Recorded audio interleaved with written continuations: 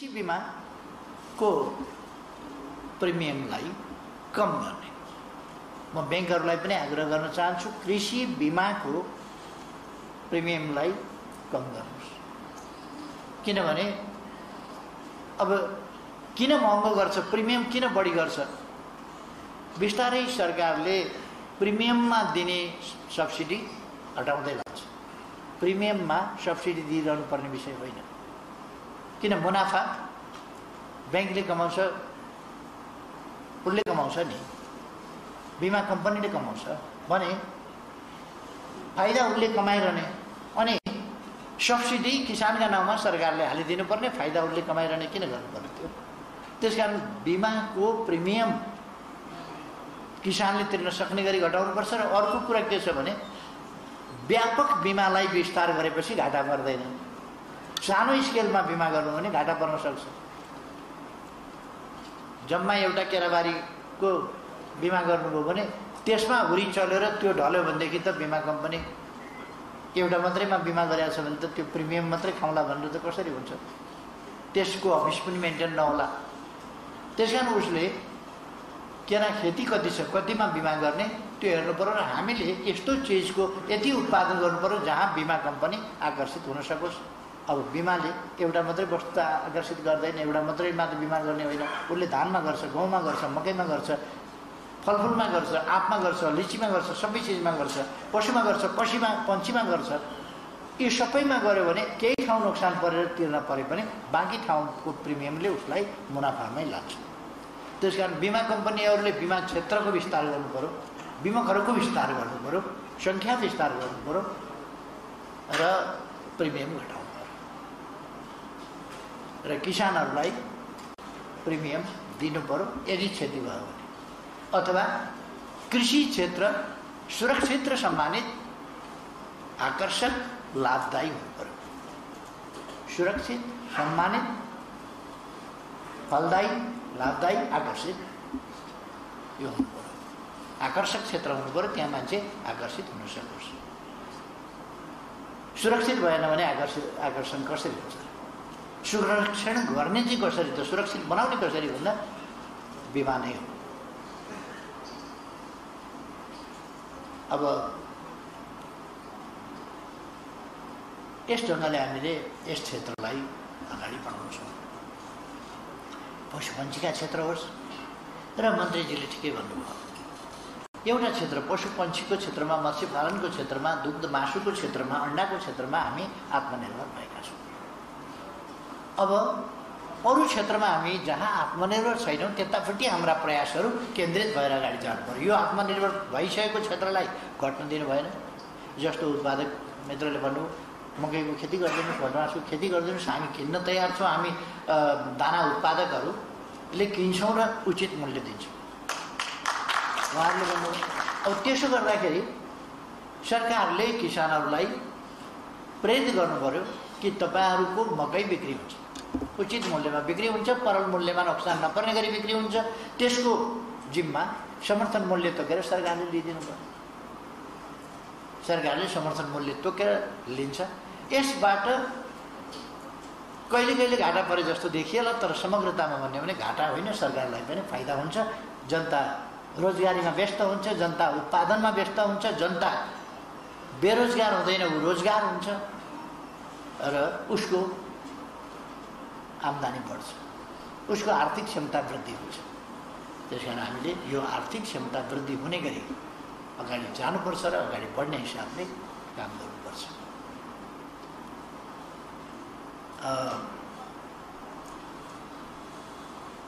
हामी अब फलफुलको क्षेत्रमा, खाद्य वस्तुको क्षेत्रमा, यो कृषि क्षेत्रमा हामी आत्मनिर्भर हुनु छ भने हामीले रासायनिक मलको कारखाना नेपालमा खोल्ने भनेका छौँ। त्यसको विधिवत प्रक्रिया अगाडि बढाउन सकेका छैनौँ।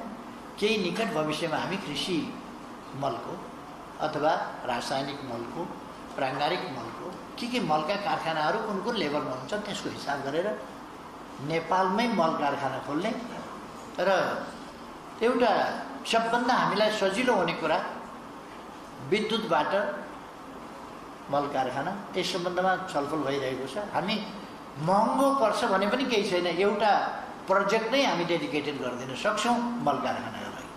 प्रोजेक्ट नै डेडिकेटेड गरिदिएपछि त्यसमा नाफा नोक्सान भन्ने कुरा भएन, त्यो प्रोजेक्ट सञ्चालन गरेर मल कारखानाका लागि खपत गर्ने। त्यसो भनेपछि हामीले बाहिरबाट आउने, हामी थर्मलको गर्दै गर्दैनौँ, एटमिक थर्मल त्यतापट्टि पनि हामी कुनै हालतमा जाँदैनौँ, त्यो दुर्घटनाको ठुलो खतराको कुरा हुन्छ। अर्को हामी कोल आदि इत्यादि थर्मलमा पनि जाँदैनौँ, भुस कोल आदि इत्यादिका थर्मलहरू यस्तामा पनि जाँदैनौँ। र अर्को हामीले अब ग्यासबाट निर्माण गर्ने, ग्यासबाट चाहिँ पैदा गर्ने, ग्यासको प्रयोगबाट जाने, त्यस कुरामा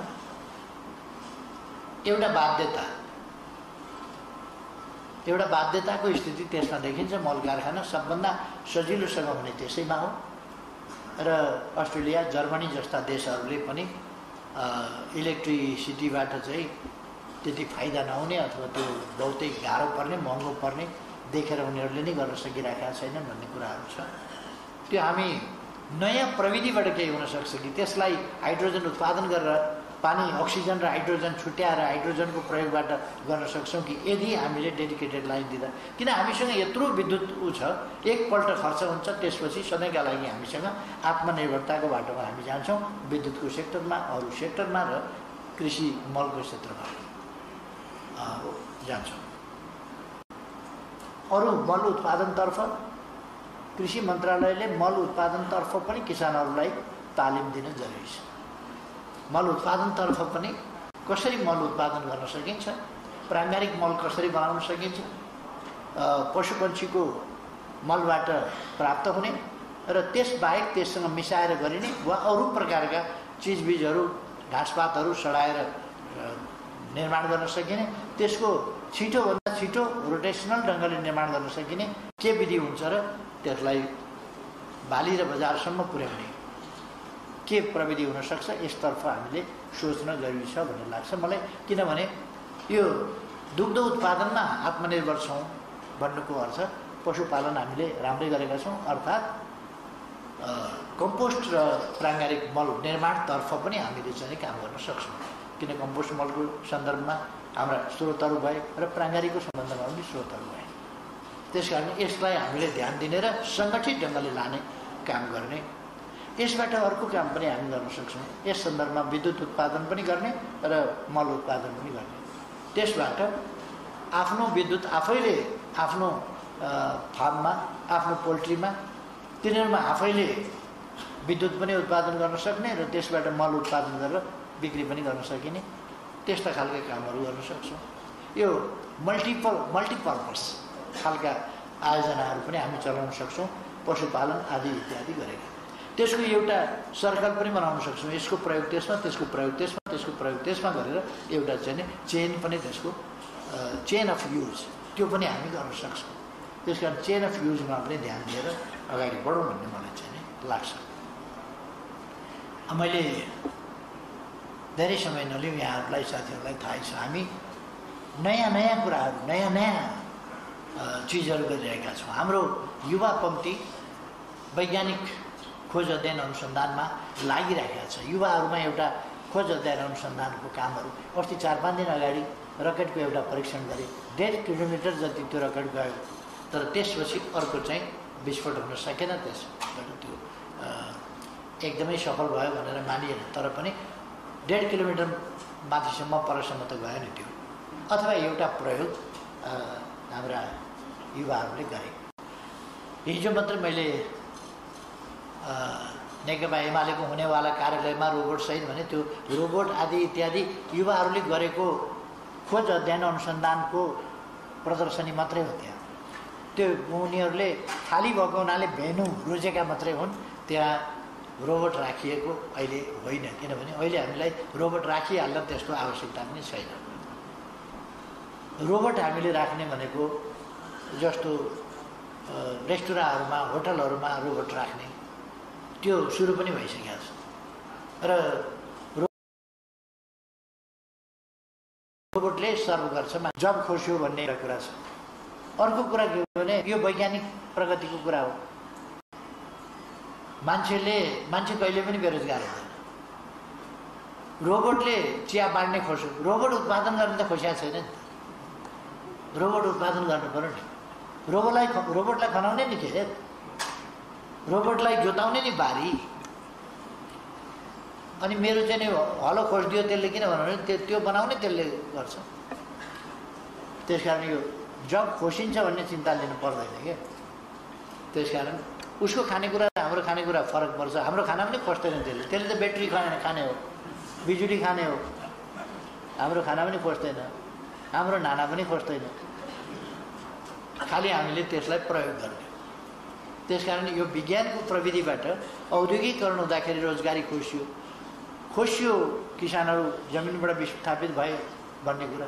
जमिनमा हुँदा चाहिँ उनीहरूको हालत के थियो? अर्को भूमिपति थियो, उनीहरू चाहिँ काम गर्ने मेसिन मात्रै थिए, उत्पादन गर्ने मेसिन मात्रै थिए। त्यसबाट दखल हुनु नदखल हुनुमा उनीहरूको जीवनमा के, उनीहरूलाई के दिन्थ्यो त? उनीहरू दासको थिए। त्यहाँ के पाउँथे उनीहरूले भने काम गर्नका लागि मान्छे चाहिन्थ्यो, त्यो मान्छे बचाउनका लागि उसले खाना दिन्थ्यो, त्यति थियो। बाँच्ने तपाईँले गोरु पाले जस्तै, गोरुले तपाईँको जोत दिन्छ, त्यस कारण तपाईँले खाना दिनुहुन्छ। गोरु दुब्लाउला भनेर डराउनुहुन्छ, किनभने जोत्न पऱ्यो नि, जोत्न लाउनु पऱ्यो नि। त्यस कारण गोरु नदुब्लाओस्। साह्रै माया गरे जस्तो लाग्दैन गोरुलाई। माया किन गर्नुहुन्छ भने नत्र जोत्दैन। जोत्नलाई तपाईँले गोरु बलियो बनाउनु पऱ्यो, गोरु चुस्त दुरुस्त बनाउनु पऱ्यो। हो मान्छेलाई त्यसै गरी व्यवहार गरिएको थियो, मानवोचित ढङ्गले होइन। त्यसकारण एउटाबाट अर्कोमा सिफ्ट हुन्छ। हामी कृषि क्षेत्रमा जुन लगभग 2/3 65% पपुलेसन चाहिँ त्यसमा इन्गेज छ अथवा त्यसमाथि निर्भर छ, त्यो पपुलेसनलाई अन्तर्शिफ्ट गराउन चाहन्छ। कृषिमा त्यत्रो पपुलेसन, यो कृषिबाट पपुलेसन अन्तर्शिफ्ट गराइयो भनेर डराउनु पर्ने आवश्यकता छैन। उत्पादन धेरै वृद्धि गर्छौँ हामी। उत्पादन डबल गर्दा मान्छे 65%बाट लगभग 25% 30%मा राखेर अरूतिर विस्थापित गर्छौँ। किन त्यसलाई आधुनिकीकरण गर्छौँ, मसिनीकरण गर्छौँ।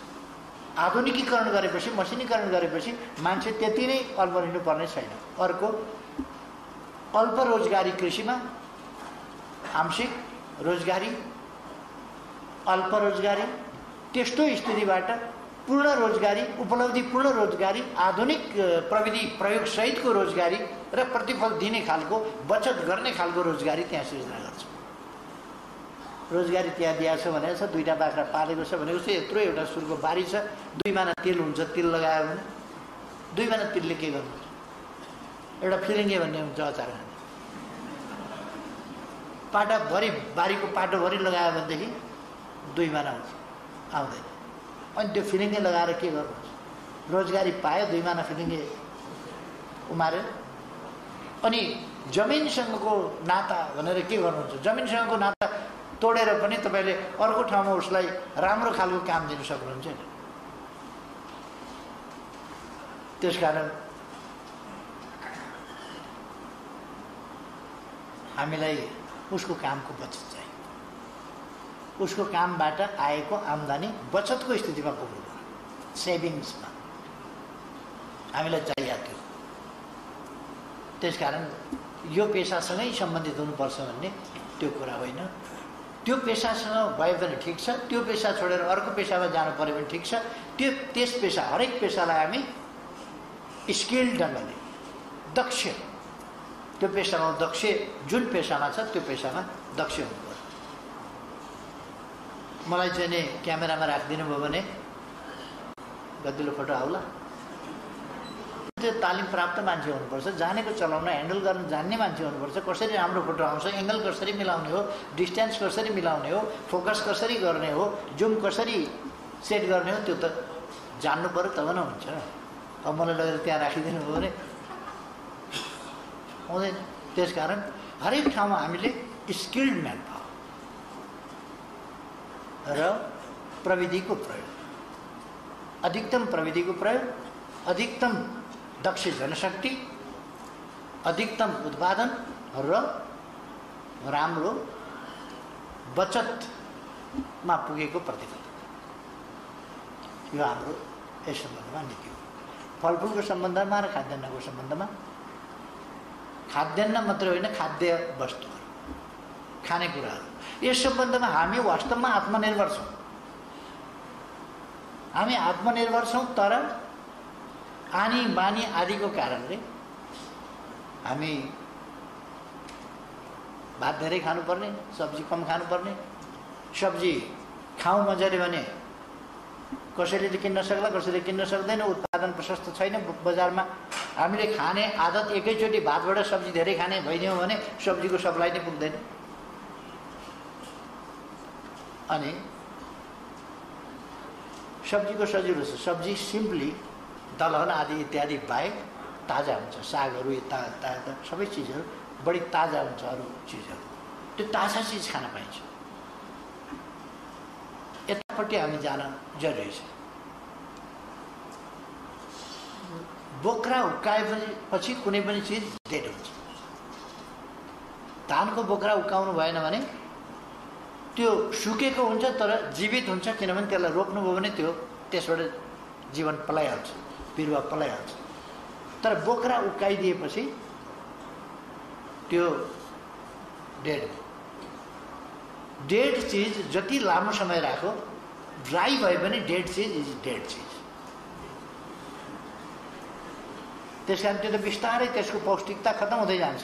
अब हामी अहिले कस्तो खान्छौँ भने यति लामा लामा सिता भएको चामल खान्छौँ नि हामी, त्यो चामलै होइन, त्यसलाई त पिठो पारेर अनि फेरि पेलेर चामलका जस्ता सिता बनाएर खाँदैन, त्यसलाई बनाएको हो। 1 इन्च लामो धान कति देख्नुभएको छ तपाईँले? 1 इन्च लामो सिता हुन्छ भातको। यसै हामीले थाहा पाउनुपर्छ कि त्यो नकली कुरा हो। हामी त किसान हौ नि, हामी खेती गरेका छौँ। मैले त हलो जोतेको छु, धान रोपेको छु, धान लगाएको छु, बिउ छरेको छु, सबै गरेको छु। मैले मसिनो लगाएको छु, मोटा लगाएको छु, सबै लगाएको छु। क्या धान कस्तो हुन्छ भन्ने थाहा छ नि हामीलाई। त्यो त हाम्रो शास्त्रहरूले के भन्छ भने पहिलो वर्षको अन्न बिउमा प्राथमिकता दिनु, बिउका लागि राम्रो हुन्छ किन त्यो फ्रेस हुन्छ। दोस्रो वर्षको अन्न खानामा प्रयोग गरिसक दोस्रो वर्ष। तेस्रो वर्षको खाना भनेको त्यो अन्न भनेको चाहिँ होम होमादिलाई काम लाग्छ। खाना होइन, होम होमादिलाई काम लाग्ने भइसक्छ। होम होमादिबाट पनि पल्लो छेउ त्योबाट पनि डिल कटिसकेपछि अनि लामो चामल भएर हाम्रोमा आउँछ मसिनो। होम होमादिलाई काम नलाग्ने भइसकेपछि ढुटो पिठो केराले खाएको सबै पिसेर अनि लामा लामा सिता विभिन्न नाममा आकर्षक नाम हुन्छन्। लाल किल्ला, इन्डिया गेट, के जाति अरे यो कुनै सक्ने चामल होइन।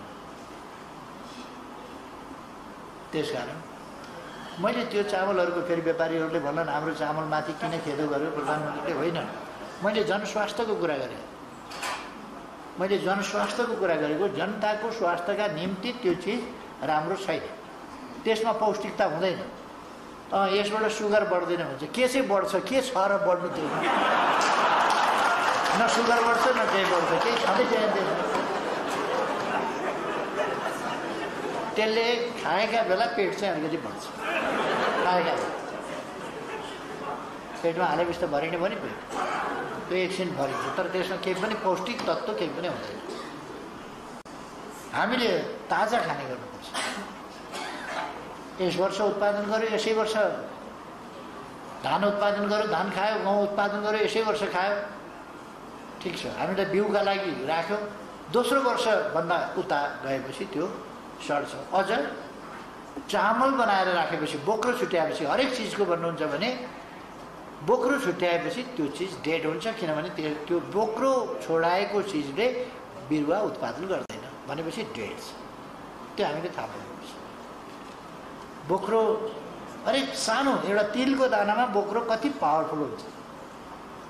उसले सुक्या हुन्छ तर आफ्नो भित्रको चिजलाई चाहिँ त्यसले जीवित राखिराखेको हुन्छ, त्यसले राम्रो उपयुक्त प्रकृति भेट्टायो भने, माटो भेट्टायो भने, उपयुक्त वातावरण भेट्टायो भने उम्रिहाल्छ। तर त्यसको बोक्रो बिगारिदिनुस्, भुट्यो भने, उसिनो भने, कुच्यायो भने या बोक्रो छोडाइदियो भने मर्छ। कुनै पनि फलफुलको बीज, कुनै पनि खानेकुराहरू भुटिदियो भने मर्छ, उसिनिदियो भने मर्छ। त्यस कारण त्यसपछि लामो समय राख्नु हुँदैन। त्यो मरेको चिज छिटै खानुपर्छ।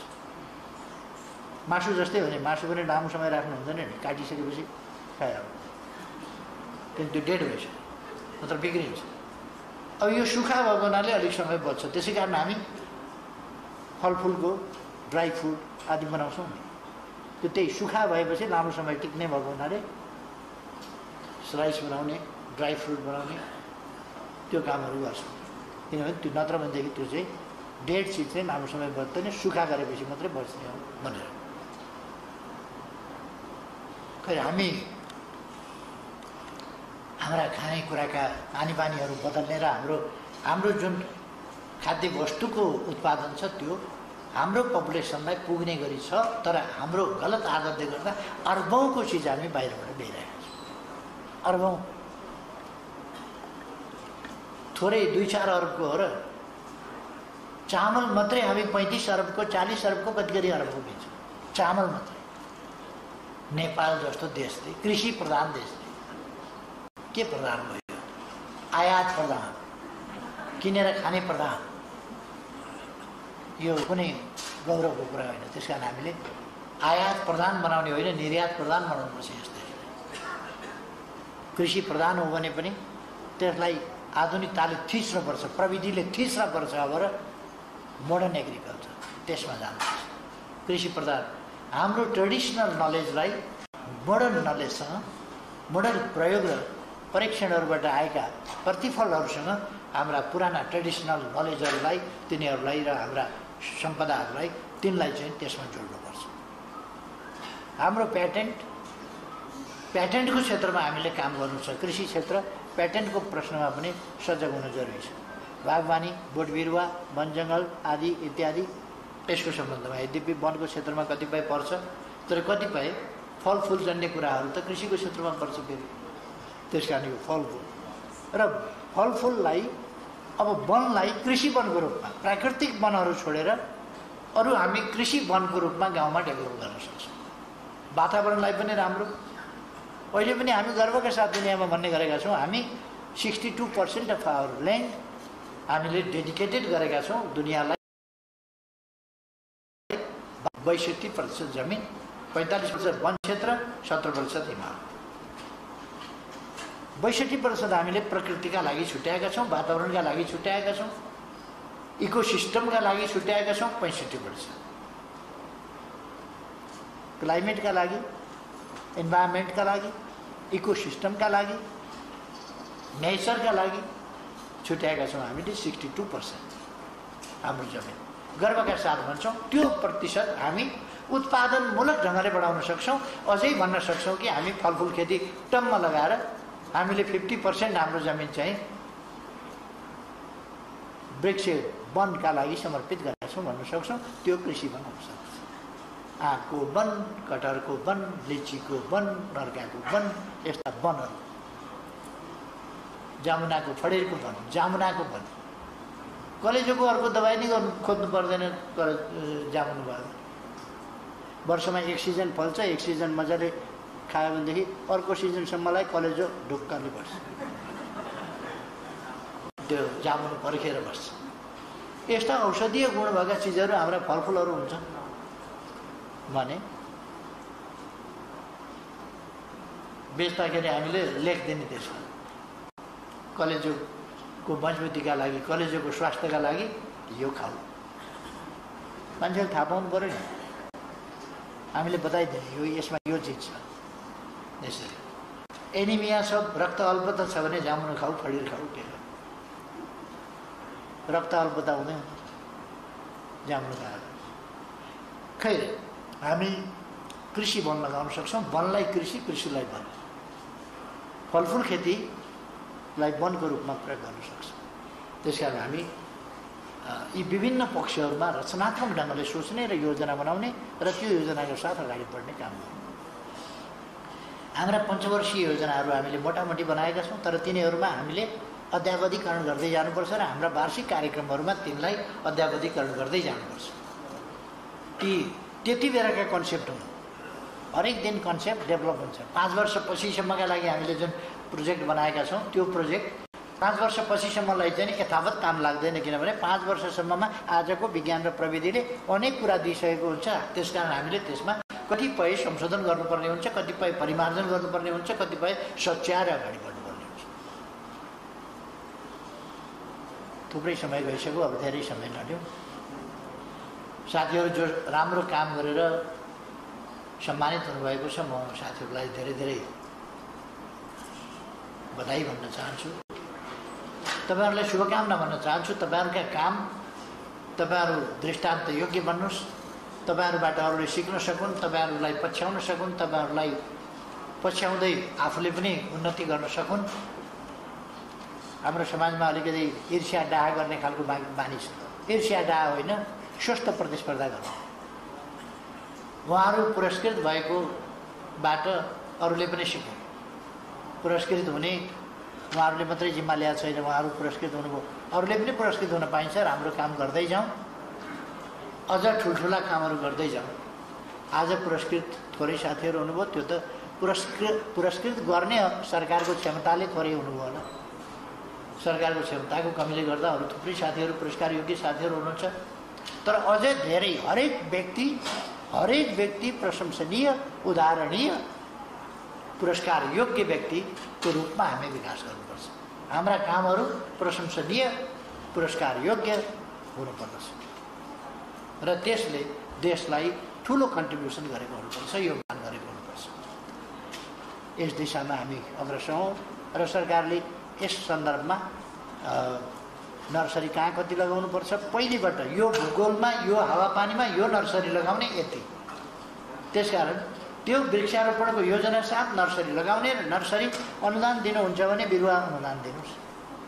बिरुवा अनुदान दिँदाखेरि हेरविचार पुरा हुँदैन। त्यसकारण 500 पर्ने बिरुवा छ भने 10 रुपियाँ लिएर बेच्नुहोस्। बाँकी अनुदान भयो 10 रुपियाँ पनि परेन भने चाहिँ फेरि मान्छेले हुर्काउँछ भन्न सकिँदैन। बाख्राले खाएको हेरिरहन्छ। अनुदानमा आएको त हो नि भनेर बाख्राले टुप्पो खाइराखेको हुन्छ, उसले हेरिराख्छ क्या। बाख्रो अनुदानमा आएको होइन। त्यसकारण किनेका बाख्राले अनुदानको बिरुवा चिरिप्प खाँदाखेरि के फरक पर्यो? यो धेरै हिसाब किताब गर्दैन, सोझो हिसाब किताब गर्छ क्या। त्यसकारण त्यस कुराबाट बचेर मात्रै अनुदान दिने। अनुदान दिँदा दुरुपयोग हुने गरी अनुदान दिन, अपनत्व बोध हुने गरी मात्रै। तपाईँले सब्सिडी दिँदा 100% नदिनुहोस्। 100% दिनुभयो भने उल्फाको धन हुन्छ। उल्फाको धन फुकाजुको श्राद्ध, त्यो नहोस् भन्ने कुरामा ध्यान राख्नुपर्छ। र सब्सिडी दिँदाखेरि प्राइस घटाएर सब्सिडी दिने, योजनाबद्ध ढङ्गले नर्सरी किसानहरूलाई। अब हामीले अस्ति भर्खरै डिजिटल सोइल म्यापिङ गरिसकेका छौँ। त्यसले यस्तो सर्वे गरेर रिजल्ट ल्याइसकेको छ, नापिसकेको छ कि कुनै पनि ठाउँबाट हामी कहाँको जमिन कस्तो छ भनेर देशको कुनै पनि भागबाट तत्काल मन्त्रालय अथवा कृषि अनुसन्धान परिषद तिनीहरूमा सोधेर तत्काल उसको आफ्नो ठाउँको माटो कस्तो छ, के बाली लगाउँछ र के बाली लगाउनका लागि कुन मल कति हाल्नुपर्छ भनेर उसले चाहिँ बुझ्छ, जान्न सक्छ, त्यसको सुझाव पाउन सक्छ। मन्त्रालयले वा कृषि अनुसन्धान परिषदले त्यस सम्बन्धमा जानकारी गराउँछ। यो फेसिलिटी, यो सुविधा हामीले डेभलप गरिसकेका छौँ। दक्षिण एसियामा कसैले पनि गरेका छैन। हामी एकपछि अर्को कीर्तिमान हासिल गर्दै गएका छौँ, कामलाई तीव्रता दिँदै गएका छौँ। मैले भने निकै पर्सि काठमाडौँमा मेलम्चीको पानी धारामा हामी छोड्दैछौँ। यो शुभारम्भ हो। यो तीव्रता नल्याएको भएदेखि 27 वर्ष भएका थियो, अर्को 27 वर्ष मेलम्चीको पानी भन्दै एक पुस्ता बित्यो, भयो। हामी पनि मेलम्चीको पानी भन्दा भन्दै जान्थ्यौँ। अब त्यस्तो होइन, हामीले भन्ने र जाने होइन, गरेर देखाउने गरी काम गर्नुपर्छ। अहिले हामीले मेलम्चीको पानी अति सुन्दरी जल खसाल्यौँ, बागमती सफा गऱ्यौँ, बागमतीमा कुदायौँ। कृष्णप्रसाद भट्टराईजीले बाटा सफा गर्छु भन्नुभएको थियो। बाटा सफा गर्ने गरी त त्यहाँको पानी त के हुन्छ र? खानै अर्को सेकेन्ड फेजको हामी कार्यक्रम सुरु गर्दैछौँ। त्यो आएपछि खानाका लागि अलिक पुग्छ अथवा हाम्रो घरेलु प्रयोगका लागि अलिक पुग्छ। बाटै पखाल्न गरी अलिक भइसकेका छैन। बाटा पखाल्न त हामी पखालिरहेका छौँ, तर अरू नै हिसाबले पखालिरहेका छौँ अहिले, र त्यो पानी पनि त्यति पर्याप्त छैन। तर हामी 15 गतेबाट मेलम्चीको पानी धारामा वितरण गर्न प्रारम्भ गर्दैछौँ। त्यो सम्माननीय राष्ट्रपतिले टुटी खोलेर सुरु गर्नुहुनेछ। एउटा नयाँ काम हामीले कम्प्लिट गरेका छौँ। यस्ता थुप्रै कामहरू कहिले हामीले साउथ एसियामै कसरी नगरेको डिजिटल सोयल म्यापिङ गरेका छौँ, कहिले के गरेका छौँ। अब केही क्षेत्रमा आत्मनिर्भर भएका छौँ, अरू क्षेत्रहरूमा आत्मनिर्भर हुँदै जान्छौँ। यो कृषि क्षेत्रमा मात्रै होइन, पशुपालनका क्षेत्रमा मात्रै होइन, हामी अरू क्षेत्रमा अहिले ह्याप्पिनेस इन्डेक्समा साउथ एसियामा नेपाल सबभन्दा अगाडि परेको छ। ह्याप्पिनेस इन्डेक्समा हामीलाई यस बिचमा कोभिड-19ले निकै दुःख दियो, तर हाम्रो नीति सही नीति थियो। हामीले जुन नीति लियौँ कि जनताको जीवन पहिलो कुरा, जनताको जीवन बचाउने कुरामा ध्यान दियो। कतिपय देशले, कतिपय सरकारले, कतिपय नेताहरूले के भने, होइन अर्थतन्त्रमा ध्यान दियो। मान्छे नै सिद्धिएपछि अर्थतन्त्र, तपाईँ कसका लागि अर्थतन्त्र, केका लागि अर्थतन्त्र? कोभिड सरिसकेपछि उद्योग कसरी चल्छ? कोभिडको महामारी फैलिएपछि उद्योग कसरी चल्छ? केही दिन उद्योग रोकेर पनि जनताको जीवन बचायो भने फेरि उद्योग चल्छ। तर उद्योग चलाइराख्ने भन्यो भने त्यो यस्तो आक्रान्त हुन्छ कि त्यो अझ लामो समय जीवनको पनि बर्बादी, सबै चिजको। त्यसै कारण हामीले रोक्न सक्यौँ, रोकथाम गर्न सक्यौँ। अब फेरि अर्को लहर बढ्ला कि धेरैवटा देशमा सेकेन्ड थर्ड वेभहरू आइराखेको छ। भारतमा दिनको 50,000 भन्दा माथि गइरहेको छ कोभिड-19 को सङ्क्रमण। त्यसो भएको हुनाले हामी पनि सतर्क हुनु जरुरी छ। हामी सतर्क हौँ, यसका अनुशासनहरू पालना गर्नुपर्ने कुराहरू पालना गरौँ। सरकारका निर्देश आदेशहरू जुन मन्त्रालयहरूले दिन्छन् ती कुराहरू सरकारले केही त्यसबाट फाइदा पाउने होइन, नाफा पाउने होइन, त्यो जनताको जीवन रक्षाका लागि गरे हो। र हाम्रो जीवन पहिलो, लाइफ इज फर्स्ट भन्ने जुन नारा हो, जनताको ज्यान बचाउन केन्द्रित हो भन्ने नारा, त्यसले गर्दा हामीले अस्पताल पनि थुप्रै, क्वारेन्टिन थुप्रै, अरू आइसोलेसनका कामहरू थुप्रै, ती आइसोलेसन आदिका कामहरूलाई पनि हामी ध्यानपूर्वक राख्छौँ। अहिले 83 ठाउँबाट हामीले त्यसको राम्ररी उपचार गर्न सक्छौँ। स्वाब टेस्ट गर्न सक्छौँ 83 ठाउँबाट, पिसिआर टेस्ट गर्न सक्छौँ 83 ठाउँबाट, 300 ठाउँभन्दा बढी ठाउँमा हामी खोप उपलब्ध गराएका छौँ, लिन सक्छौँ देशव्यापी। कतिवटा देशमा अझै सुरु भएको छैन। हाम्रो 18,000 भन्दा माथिले भ्याक्सिन लिइसके, 18 लाखभन्दा माथि, 18 लाखभन्दा माथिले भ्याक्सिन लिइसकेका छ। त्यसर्थ हामी अगाडि छौँ। हामी जनताप्रति एकदमै जवाफदेही, एकदमै उत्तरदायी भएर काम गरिरहेका छौँ। र हामीले यस कुरामा हाम्रो सचेतनता, हाम्रो अभियान, एकताबद्ध अभियान, राष्ट्रिय अभियान, यसलाई सञ्चालन गर्नुपर्छ। म सबै साथीहरूलाई यही आग्रह गर्न चाहन्छु। देश बनाउने हामीले हो जस्तो बनाइरहेका छौँ, जस्तो निजी क्षेत्र अगाडि बढिरहेको छ।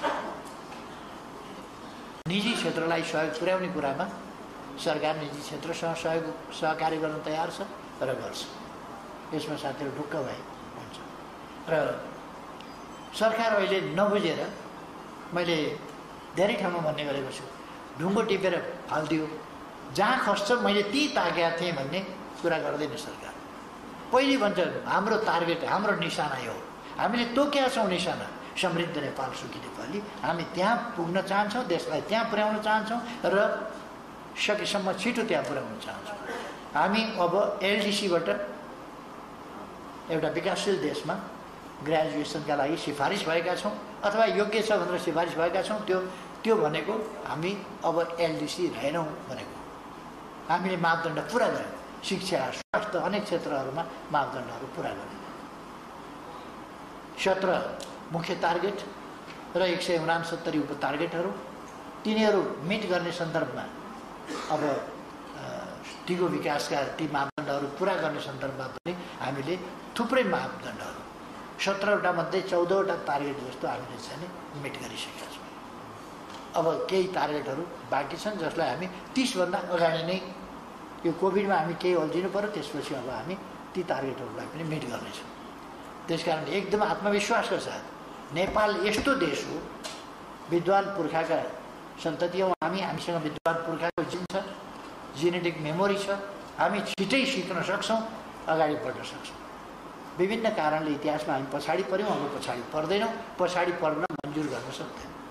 त्यसकारण त्यस ढङ्गले अगाडि बढ्न म सबै साथीहरूलाई आग्रह गर्दै यस कार्यक्रमको आयोजनाका लागि यी सफलताहरू सेयर गर्ने पनि कुरा हो। सफलतालाई एकमुष्ट एउटा उचाइको रेखा कोरेर हामीले मार्क बनाउने कुरा पनि हो।